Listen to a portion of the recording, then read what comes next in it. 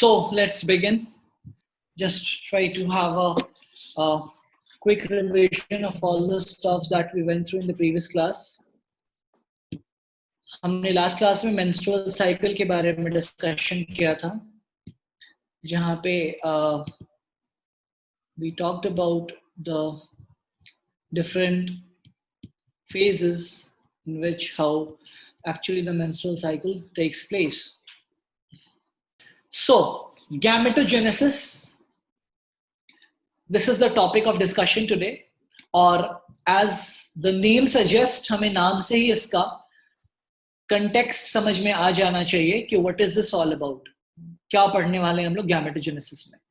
Gamete are the sex cells. Gametes are those cells which are produced by the gonads, and the gametes are the sex cell जिनके fusion से एक नए organism की formation होती है. तो gamete का जेनेसिस का मतलब बनना, जेनेसिस इज सिंथेसिस या जेनेसिस मींस द सेम. तो गैमेट की फॉर्मेशन, गैमेट का बनना, गैमेट का production is called genesis. So gametogenesis term means the production or the formation of gametes in human. तो ह्यूमन में दो तरह के गैमेट्स हैं. Male gamete is a sperm and the female gamete is called ovum.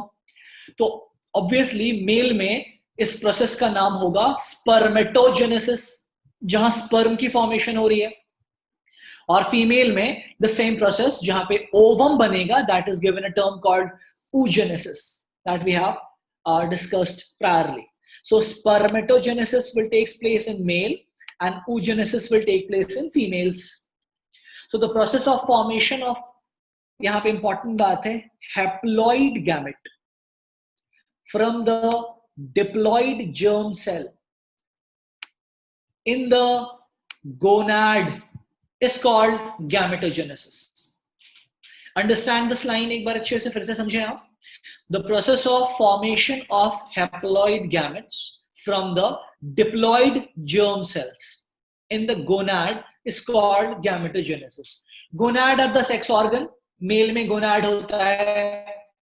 तो जो diploid germ cell है, mail germ cell हो या फीमेल germ cell हो, जैसे स्पर्मेटोगोनिया, तो एक सिंगल स्पर्मेटोगोनिया डिप्लॉइड होता है.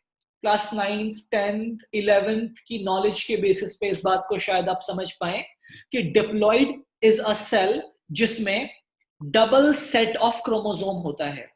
फॉर एग्जांपल, ह्यूमन में एक सेल में there are 46 chromosome. There are 46 chromosome found in every human cell. तो दैट स्टेट जहां पे 46 क्रोमोसोम पाए जाते हैं ह्यूमन सेल में, that type of cell is called diploid cell. जब ये सेल डिवाइड करेगा मियोसिस होकर के, तो एक डिप्लॉइड सेल से दो हैप्लॉइड सेल की फॉर्मेशन होगी. एक सिंगल डिप्लॉइड सेल डिवाइड करेगा तो दो हैप्लॉइड सेल्स बनेंगे, और इन दोनों हैप्लॉइड सेल्स में 23 क्रोमोसोम ईच होगा. तो जो गैमेट्स होते हैं they are haploid in nature. Gametes are haploid. Normal cell जो हमारे बॉडी में होता है वो सब डिप्लॉइड होता है. हमारे हाथ का कोई सेल हो, हमारे गाल में कोई सेल हो, हमारे मसल का कोई सेल हो, बोन का सेल हो, ब्लड का सेल हो, नर्व का सेल हो, जितने भी सेल हमारे बॉडी में होते हैं, all these cells are diploid in nature. That means कि every cell has 46 chromosome. तो वैसे ही हमारे गोनाड में जो सेल होगा, मतलब मेल में अगर बात की जाए तो टेस्टिस के अंदर जो सेल है, या फीमेल्स में ओवरीज में जो सेल हैं, वो भी डिप्लॉइड होते हैं. बट इन डिप्लॉइड सेल से डिवाइड होकर के जब गैमेट की फॉर्मेशन होगी ना, तो gametes are haploid in nature. मतलब गैमेट्स का number of chromosome total number of chromosome का हाफ होगा. ह्यूमन में एवरी सेल हैज 46 क्रोमोसोम, तो ह्यूमन गैमेट्स में सिर्फ 23 क्रोमोसोम पाए जाते हैं. और बहुत ऑब्वियस सी बात है ये कि अगर ऐसा नहीं होगा तो बहुत प्रॉब्लम हो सकती है.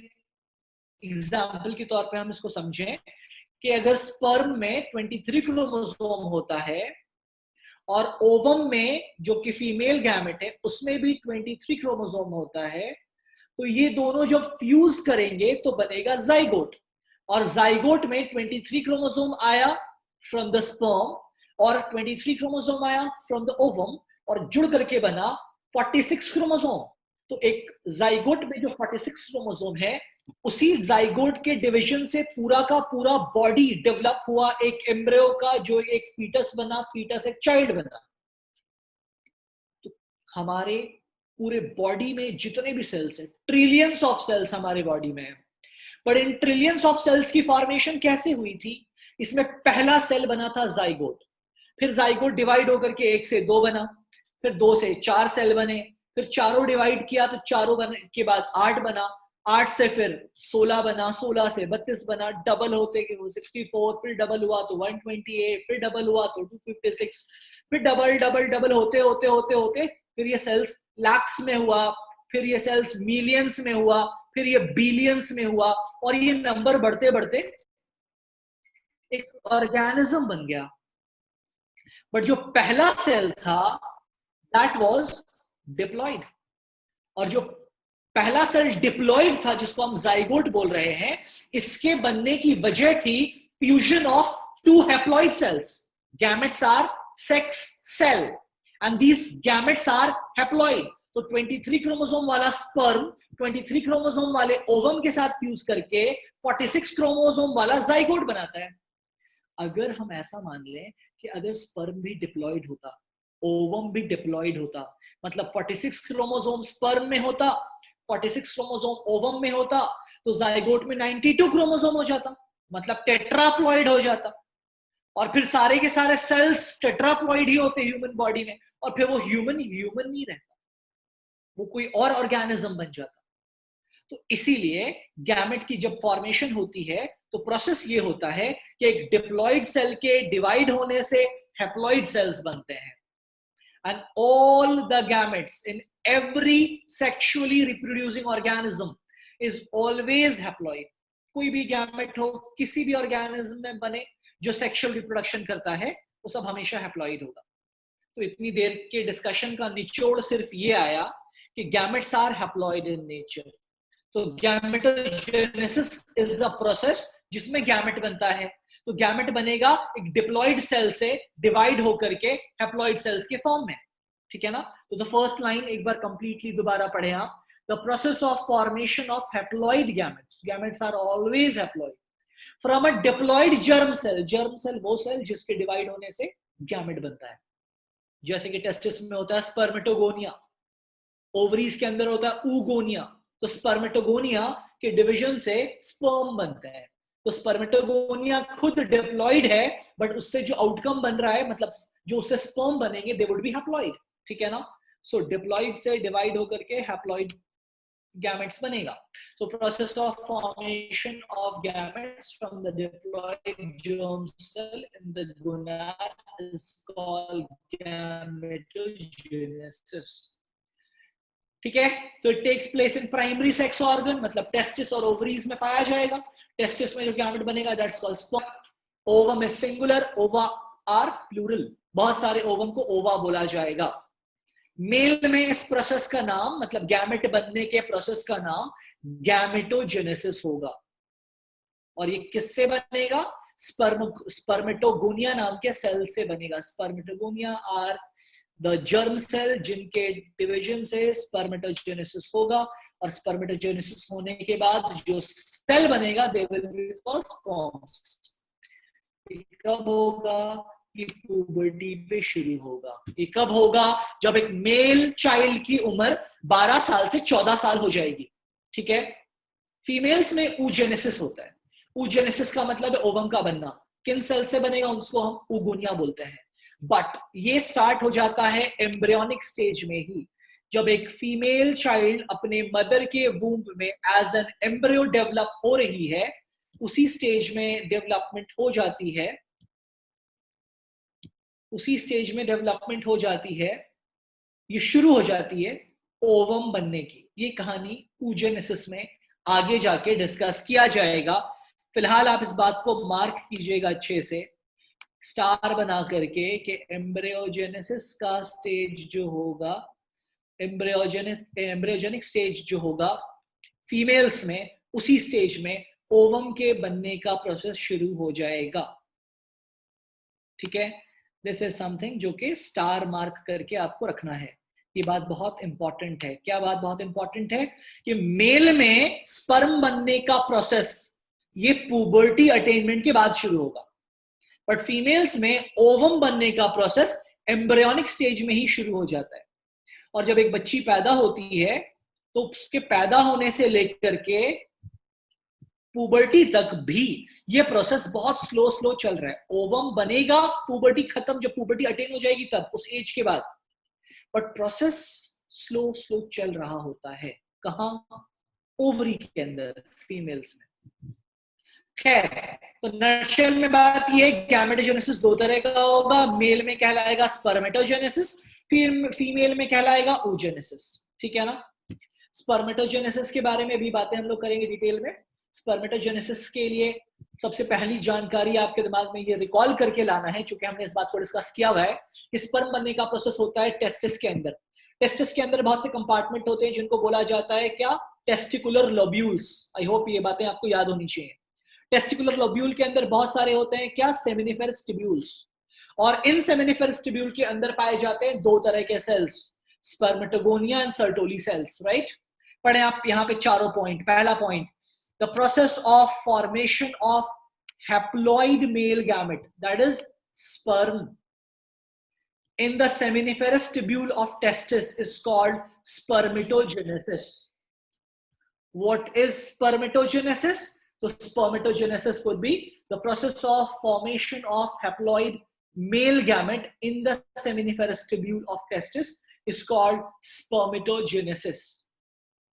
Clear about? Fine enough. Next point. The inner wall of the seminiferous tubule, contains two types of cells as the germ cell. Seminiferous tubule के अंदर दो तरह के सेल्स होते हैं, हमने बात की इस बारे में। एक होता है स्पर्मेटोगोनिया, जिसको हम लोग मेल जर्म सेल भी बोलते हैं, और दूसरा है सर्टोली सेल। ये सारी बातें डिस्कस हो चुकी है, बट ये स्पर्म की फॉर्मेशन की बात है तो ये दोबारा से ऑब्वियसली रिपीट हो रही है। Germ cell divides and develop into sperm, और सर्टोली सेल का काम ये है कि it provides the nourishment to the developing sperm. Sperm बनता है स्पर्मेटोगोनिया से, और जो नए नए बेबी स्पर्म बनेंगे जिनको आप स्पर्मेटोजोआ बोलेंगे इनिशियल स्टेज में, इनको न्यूट्रिशन प्रोवाइड करने के लिए सर्टोली सेल्स प्रेजेंट होते हैं। Sertoli cells will take care of providing the nutrition to the newly developed sperm. Fine enough? ये बातें हम आगे थोड़ी और क्लियर होंगी आपको। अगला पॉइंट हम लोग स्किप कर सकते हैं फिलहाल। Spermatogenesis, oogenesis। ठीक है, स्पर्मेटोजेनेसिस में 4 स्टेजेस होंगे। पूरे प्रोसेस को 4 स्टेप में डिस्कस किया जाएगा। आप इसका स्क्रीनशॉट ले लीजिएगा जल्दी से फास्ट, और मैं आपको 1 मिनट का टाइम दे रहा हूं इस बात को, इस वाले स्लाइड को पढ़ने के लिए। 60 सेकंड दे रहा हूं मैं आपको, और ये ग्रीन से जो 4 पॉइंट लिखे गए हैं ये आपको याद हो जाने चाहिए। Let's understand what do these individual phases mean. सबसे पहले इस बात को आप समझेंगे कि स्पर्म बनने की जो प्रोसेस शुरू होगी वो होगी एक स्पर्मेटोगोनिया से। इमेजिनेशन के तौर पे एक सर्कुलर सेल लेते हैं जो स्पर्मेटोगोनिया है, spherical shaped structure, this is the spermatogonia, जो कि डिप्लॉइड है। इंपॉर्टेंट बात क्या है कि ये डिप्लॉइड है, मतलब इसमें कितने क्रोमोसोम्स हैं? 46 क्रोमोसोम्स हैं। डिप्लॉइड सेल्स में 46 क्रोमोसोम्स होते हैं। सबसे पहले मल्टीप्लिकेशन फेज होगा, जैसे कि नाम से ही क्लियर है कि एक सिंगल स्पर्मेटोगोनिया में माइटोसिस होगा। देखो एक बात को रिकॉल कर लें पहले, आप थोड़ा सा रिकॉल कीजिएगा क्लास 11th को। There are 2 types of cell division. पहला होता है माइटोसिस, दूसरा होता है meiosis. Mitosis and meiosis are the 2 types of cell division. Mitosis का मतलब होता है एक ऐसा सेल डिवीजन जिसमें एक डिप्लॉइड सेल से 2 डिप्लॉइड सेल्स बन जाते हैं। जैसे कि हमारे स्किन पे जो डिवीजन होगा दैट्स माइटोसिस। मान लो चोट लगी हाथ पे, चोट लगी, यहाँ पे ब्लड निकला, ऑब्वियसली यहाँ का सेल डैमेज हो गया, खून निकलना शुरू हो गया, ब्लड क्लॉट बन गया। ब्लड क्लॉट बना मतलब हफ्ते भर तक रहा ब्लड क्लॉट, थोड़ा बहुत धीरे धीरे हील हो गया, फिर ये जो ब्लैक कलर का क्लॉट था ये अपने आप टूट टूट के निकल गया, और फिर 15 दिन के बाद अगर यहाँ पे चोट लगी थी 15 दिन पहले, तो 15 डेज के बाद यहाँ कुछ स्कार मार्क नहीं दिखेगा आपको और लगेगा यहाँ कभी कुछ हुआ ही नहीं था. This is absolutely fine, right? तो ऐसा कैसे हुआ? जब चोट लगी थी तो वहां पे सेल डैमेज हो गया था, बट इतने टाइम में बहुत सारे नए सेल रीजनरेट होकर के बन गए. पुराना सेल डैमेज हुआ और नया नया बहुत सारा सेल आ गया वहां पे, राइट? तो ये जो नया सेल आया है, ये आया है माइटोसिस नाम के प्रोसेस से. एक डिप्लॉइड सेल जो सराउंडिंग के सेल्स थे उनमें डिवीजन हुआ, तो एक सेल से टूट करके 2 बना, 2 से टूट के 4 बना, 4 से टूट के 8 बना, डबल डबल होना शुरू हुआ. तो हर डिप्लॉइड सेल से 2-2 डिप्लॉइड सेल्स बनते गए. मतलब एक 46 क्रोमोसोम वाला सेल डिवाइड कर रहा है माइटोसिस में, तो 2 46 और 46 ईच क्रोमोसोम वाले नए सेल्स बन रहे हैं. जबकि मियोसिस जब होता है ना, तो एक डिप्लॉइड सेल से 2 हैप्लॉइड सेल्स बनते हैं, हैप्लॉइड. फिर उन दोनों हैप्लॉइड सेल से फर्दर 2-2 और हैप्लॉइड सेल्स बनते हैं. तो मियोसिस आपको याद हो क्लास 11th अगर, तो वो डिवाइडेड होता है 2 फेज में, meiosis first and meiosis second. Meiosis first में डिप्लॉइड सेल से 2 हैप्लॉइड सेल बनता है, और उसके बाद मियोसिस सेकंड में 2 हैप्लॉइड सेल से 2-2 और हैप्लॉइड सेल बनता है. मतलब टोटल 4 हैप्लॉइड सेल्स बन जाते हैं. आई होप थोड़ा बहुत शायद आपको याद हो. तो एनीवे नहीं भी याद है तो अभी जो मैं बोल रहा हूं उसको ध्यान से सुनो. जब भी गैमेट बनेगा तो गैमेट में जो टाइप ऑफ सेल डिवीजन है that is exclusively meiosis. Mitosis नहीं होता गोनाड में. टेस्टिस में जो सेल डिवीजन होगा वो हमेशा मियोसिस होगा. ओवरी में जो सेल डिवीजन होगा वो हमेशा मियोसिस होगा. और मियोसिस गोनाड के अलावा बॉडी के किसी और ऑर्गन में नहीं होगा. हाथ में, पैर में, किडनी में, लिवर में, नेल में, हेयर में, सबकी ग्रोथ होती है. बाल बढ़ते हैं आपके, नाखून बढ़ता है आपका, चोट लगी तो नया स्किन बन जाता है आपका. सारे के सारे सेल डिवीजन जो होते हैं वो सब माइटोटिक होते हैं. सिर्फ और सिर्फ आपके गोनाड्स में जो सेल डिवीजन होगा that is meiotic cell division. वहां पे मियोसिस होगा. मतलब ये हुआ कि मियोसिस में डिप्लॉइड से हैप्लॉइड सेल्स बनते हैं. और वही कहानी डिस्कस हम लोग कर रहे हैं. अब ध्यान से देखो, स्पर्मेटोगोनिया है मान लीजिए यहाँ पे, जिसमें 46 क्रोमोसोम है. तो पहले फेज में क्या होगा ना, मल्टीप्लिकेशन फेज में, कि बहुत सारे छोटे छोटे बहुत सारे ऐसे स्पर्मेटोगोनिया बनेंगे स्फेरिकल शेप के. बहुत सारे ऐसे स्पर्मेटोगोनिया बन जाएंगे, और एक स्पर्मेटोगोनिया से कई सारे सेवरल हंड्रेड्स ऑफ स्पर्मेटोगोनिया बन जाएगा. और ये कहानी कहाँ हो रही है? ये हो रही है seminiferous tubule of the testis में. तो ऐसा बहुत सारा नया इंडिविजुअल स्पर्मेटोगोनिया बन जाएगा. मतलब एक स्पर्मेटोगोनिया में माइटोसिस होगा तो डिप्लॉइड सेल से बहुत सारा नया डिप्लॉइड सेल बन जाएगा. ये सब भी क्या है? 46 क्रोमोसोम वाला. इन सब पे भी नंबर ऑफ क्रोमोसोम देखा जाएगा तो दैट विल बी 46. मतलब डिप्लॉइड से डिप्लॉइड बना है, अभी तक हैप्लॉइड नहीं बना. This is the first phase, multiplication phase जिसको बोला